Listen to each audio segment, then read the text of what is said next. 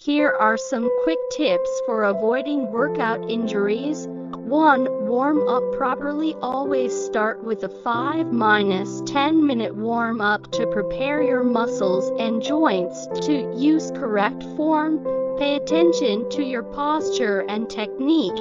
Poor form leads to injuries. 3. Start slow. Gradually increase the intensity and duration of your workouts to avoid overloading your body for rest and recovery.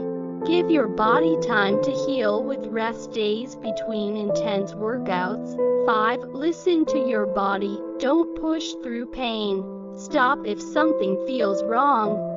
6. Stay hydrated. Dehydration can affect muscle performance and increase injury risk. 7. Stretch regularly. Incorporate stretching to improve flexibility and reduce muscle stiffness. 8. Use proper equipment. Wear supportive shoes and use appropriate gear for your workouts. Simple steps can make a big difference in staying injury-free.